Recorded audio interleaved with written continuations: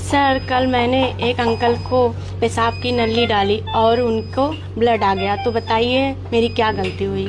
Common mistake हम क्या ऐसी करते हैं कि जब फॉलीज कैथेटराइजेशन करते हैं और ब्लड आ जाता है, तो ब्लड कितना आया और कैसे आया, इस पे आज हम चर्चा करेंगे। तो फॉलीज कैथेटराइजेशन के लिए हमको एक फॉलीज कैथेटर की जरूरत पड़ती है, इसको पेशाब की नली कहते हैं। तो पेशाब की नली को कैसे प्रयोग किया जाता है, तो पेशाब के रास्ते में जाती है, यूरित्रा के अंदर जाती है। यूरित्रा अगर तुमने बाबूजी के डाली तो पुरुष थे, तो पुरुष का यूरित्रा का साइज महिलाओं के मुकाबले काफी लंबा होता है। तो ये रास्ता पुरुष के पेशाब के रास्ते के थ्रू होते होते होते होते होते होते अंदर चला गया, और जब अंदर चला गया तो पेशाब की थैली से तुमने जोड़ा।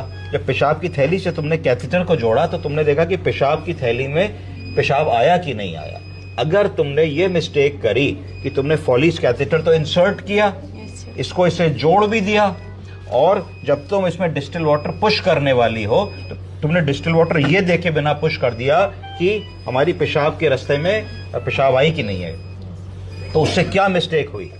उससे ये मिस्टेक हुई कि संभवतः तुमने जिन बाबूजी के पेशाब के रास्ते में नली डाली, उनके पेशाब के रास्ते में एक फॉल्स पेशाब का रास्ता बना हुआ था। उसको कहते हैं यूरिथ्रल स्ट्रक्चर। क्या कहते हैं?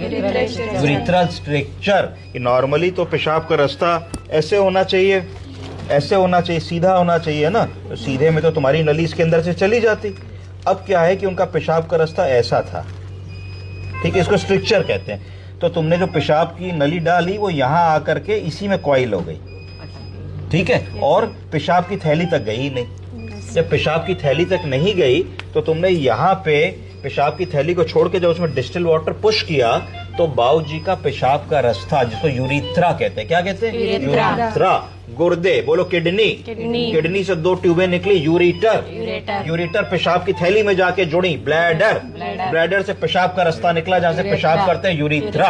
तो तुमने यूरिथ्रा में जो नली डाली वो ये सोच के डाली कि ये यूरिथ्रा को पार करके ब्लैडर में चली जाएगी, पर आपके केस में संभवतः ऐसा हुआ कि ब्लैडर को पार करके, वो यूरिथ्रा को पार करके ब्लैडर में नहीं पहुंची और वो यूरिथ्रा में कॉइल कर गई। और जब आपने इसमें 20 ml डिस्टिल्ड वाटर भरा तो 20 ml डिस्टिल्ड वाटर भरने से यूरिथ्रा रप्चर कर गई और अंदर चोट लग गई पेशाब की जगह में, जिससे उनको ब्लीडिंग हो गई।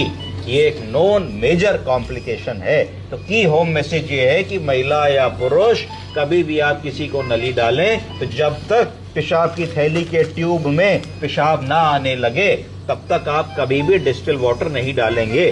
डिस्टिल वाटर कितना डालना होता है ये इसमें लिखा होता है कि इसका